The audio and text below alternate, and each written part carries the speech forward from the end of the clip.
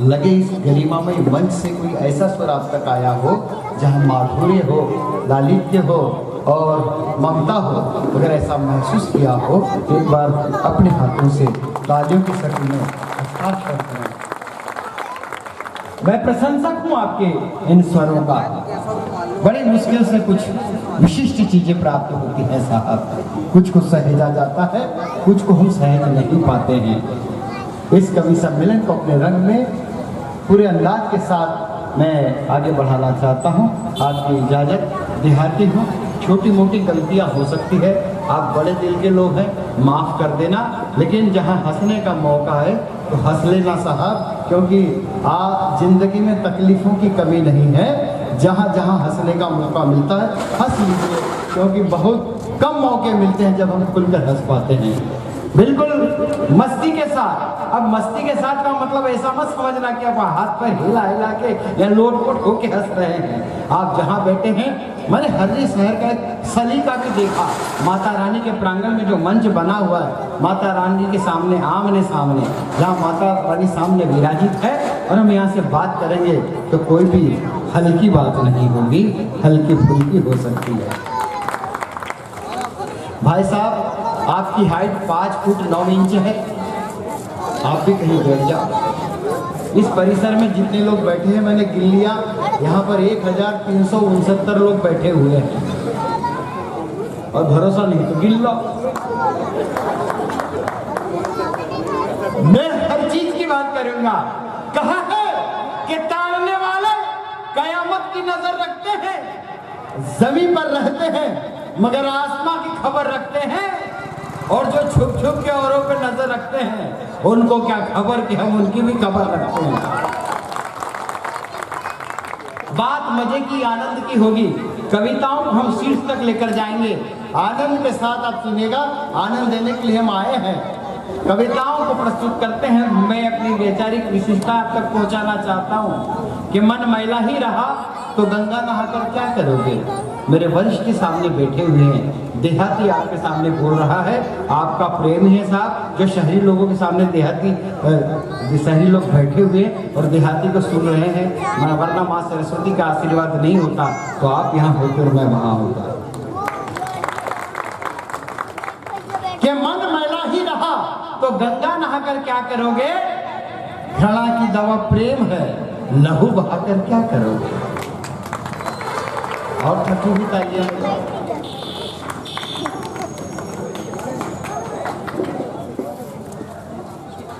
कि मन मैला ही रहा तो गंगा नहाकर क्या करोगे। घड़ा की दवा प्रेम है, लहू बहाकर क्या करोगे। और दिल दिमाग दुनिया सुलग रहे हैं आग में, अरे खाक हो जाएगा तब मल्हार गाकर क्या करोगे। खाक हो जाएगा तब मल्हार गाकर क्या करोगे। कविता अपने रूप दिखाती, रंग दिखाती है, हर दृश्य को लिखती है, उद्घोषित करती है। कविता में कहीं समाज का दर्द भी है, कहीं कविता ने समाज के उन दृश्य को उजागर करके समाचार पत्रों की सुर्खियां भी बटोरी है। लेकिन यही कविता कई बार दुलार करती है, प्यार करती है, लाड़ करती है, ममता करती है।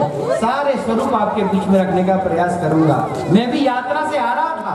देहाती आदमी, हमेशा देहाती आदमी सोचता है कि कुछ नया करे, कुछ अच्छा करे, कुछ ऐसा करे जो याद रखे। साहब मैं यात्रा कर रहा था तो हम कुंडा करके जगह आपके इधर, कुंडा के पहले में देहात में शॉर्टकट साइड का रास्ता खराब है, किसी ने बताया।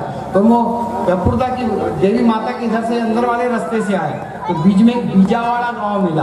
वहां पर गया तो देखा वहाँ चाय की एक अच्छी सी दुकान थी। मैंने यात्रा में ब्रेक करने के लिए उस चाय की दुकान पर गया तो इधर तो सब आजकल डिस्पोजल आ गए हैं, वहाँ बकायदा कप और बसी रखी हुई थी। मैंने कहा भाई साहब चाय पीते हैं। तो दो लोग और बैठे हुए थे, उस आदमी ने तीनों को चाय दिया साहब। उन्होंने भी ऑर्डर किया था और मैंने भी किया था। अब अपना अपना दिमाग, अपने अपने तरीके। वो दो लोगों ने चाय पिया, मैंने भी चाय पिया। एक आदमी ने चाय पिया और सीधा कप रखा, उसके बाजू वाले ने देखा कि इसने ऐसा रखा तो उसने स्टाइल दिखाया। उसने चाय पिया और उल्टा कप रख दिया। मैंने कहा दोनों लोग स्टाइल मार रहे हैं, अपन देहाती अपने को डिफरेंट करना है। अपन ने चाय पी और कप आड़ा रख दिया। अब वो चाय वाला आया यहाँ पर, बोले क्या है आप कौन सी स्टाइल दिखा रहे हो। मैंने कहा मुझसे मत पूछ, पहले उनसे पूछ। तो उस आदमी ने सीधे कप वाले को बोला भाई साहब आपने चाय पी ली। बोले हाँ। बोले सीधा कप क्यों रखा है। तो वो बोला कि मुझे चाय और चाहिए। मैंने कहा वाह। मैंने कहा उल्टे वाले से पूछ। अब उसने उल्टे कप वाले से पूछा, बोले भाई साहब आपने उल्टा कप क्यों रखा? बोले मुझे चाय नहीं चाहिए। अब जिसका सीधा कप उसको चाय चाहिए, जिसका उल्टा कप उसको चाय नहीं चाहिए। अपन देहाती अपने को नया जवाब देना था। बोले भाई साहब इनका तो समझ में आया कि सीधे वाले को चाहिए, उल्टे वाले को नहीं चाहिए। आपने आड़ा कप रखा, इसका मतलब क्या? मैंने कहा है तो दे, नहीं तो रहने दे। अब लोग अपने अपने तरीके से करते हैं, अपन अपने अपने तरीके से करते हैं। वहीं पर एक आदमी आया, देहाती लोग सुन तो लेते हैं कुछ, करते कुछ और तरीके से कि उनको समझ में कुछ और आता है। मैं एक जगह गया तो मेरे एक दोस्त समोसा खाएंगे बोला। मैंने कहा चलो समोसा खाते हैं। हमने 2 प्लेट में समोसे मंगाए साहब। मैंने समोसा पकड़ा और खाने लगा। उसने समोसे का कवर निकाला और अंदर के आलू खाने लगा। अरे मैंने कहा पगले ऐसा नहीं खाते समोसा। बोले मुझे मालूम है ऐसा नहीं खाते, लेकिन डॉक्टर ने मुझे बाहर का खाने मना किया है। लोग अपनी अपनी खोपड़ी अपने अपने तरीके से लगाते हैं। इन सब लोगों के बीच से आकर आर की पाठशाला पहली घर में होती है। मैं दृश्य देखता हूँ, भोगता हूँ, तो मैं लिखता हूँ। एक ट्रेन में यात्रा कर रहा था। एक महिला अपने बेटे के हाथ में, छोटे से बच्चे के हाथ में किताब लेकर बैठी थी। खुद भी किताब लेकर बैठी थी। उस बच्चे के हाथ में भी किताब दिया था। मैंने कहा बहन जी, जब फैशन और आज का ये डिजिटल युग इतना आगे बढ़ गया है कि अब माएँ भी अपने बच्चे को मोबाइल दिखा दिखा कर दूध पिलाती है, खाना खिलाती है। आप अजीब सी माँ है, वो छोटे से बच्चे के हाथ में किताब देकर बिठाला है और बच्चा भी किताब लेकर बैठा हुआ है। बच्चा कितना अच्छा है। उस माँ ने जवाब दिया कि भाई साहब बच्चों को कुछ नहीं समझता, आप जो उनके हाथ में दोगे वही लेकर चलेंगे। संस्कार की पहली पाठशाला घर में होती है। अगर इस संस्कारी युवा ने ये प्रण किया, प्रयत्न किया, तो सफलता के शीर्ष पर है। आपका आशीर्वाद, आपकी दुआएं, आपका प्यार, आपका उत्साहवर्धन उसे अंतर्राष्ट्रीय स्तर पर भी पदस्थ करेगा। एक बार आशीर्वाद की तालियां बजाएं।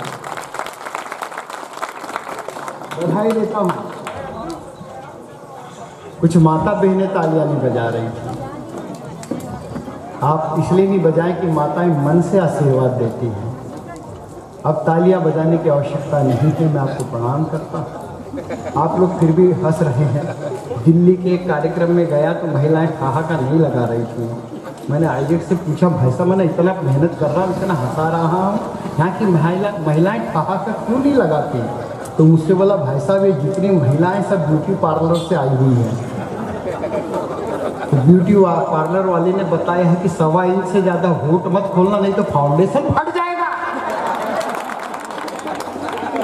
लेकिन यहाँ ऐसा नहीं है। आप लोग घर से आए हुए हैं, मन प्रफुल्लित है, आनंद लीजिए साहब। आनंद लेने का कुछ वो नहीं है। आनंद तो कभी कभी थैला पकड़ के बाजार चला जाता है। मेरी शादी हुई, पहली रात के बाद दूसरे दिन सुबह पति ने चाय बना के लाई तो मेरा दिमाग खराब हो गया। मैंने कहा क्या चाय बना के लाई हो, ढंग की चाय बनाते नहीं आती? तो बोली कि मुझे तो ऐसे ही आती है, ढंग की कैसी होती है आप बता दो। मैंने कहा चलो किचन। मैंने अदरक कूटा, चाय पत्ती निकाली, इलायची निकाला, पूरा गंजी में डाला, दूध को अच्छी देर तक उबाला, उसके बाद थोड़ी सी शक्कर डाली, चाय को छाना, 1 कप उसे दिया, 1 कप मैंने पिया। मैंने कहा बता कैसी बनी है? बोले तो बहुत बढ़िया बनी है। मैंने कहा चाय ऐसे बनाते हैं? बोले ठीक है आज के बाद अब तुम ही बना। आदमी क्या होता है, फंस जाता है साहब। लेकिन बहुत बहुत प्रणाम करता हूँ। आप लोग यहाँ व्यवस्था के साथ बैठे हैं, आनंद की बात है। आदरणीय दरोगा साहब आप बैठे हुए हैं और आज हमको सुन रहे हैं। देश की पुलिस किसी के बाप की नहीं सुनती, आज हमें सुन रही है। एक बार आपके लिए तालियां बजा दीजिए। यह आनंद का विषय है। मुझे मालूम है आप अपना कर्तव्य का निर्वाह कर रहे हैं। इधर कुछ लोग जो बैठे हुए हैं अति विशिष्ट हैं। ये समिति के वो लोग हैं जिनके पास लिफाफे फंसे हैं। मैं आपको भी प्रणाम करता हूँ। एक भाई साहब, हाँ आप तो बैठे हैं। अभी पिछले दिनों अखिल भारतीय गंजा संघ गठन का प्रयास चल रहा था, उनको अध्यक्ष नहीं मिल रहा था। मुझे अब लग रहा है कि हर्रे में ये तलाश पूरी हो जाएगी। इस पर आपके गंजत को विस्तारित करें, अगली बार आए तो पीछे का मामला भी सफाचत करें।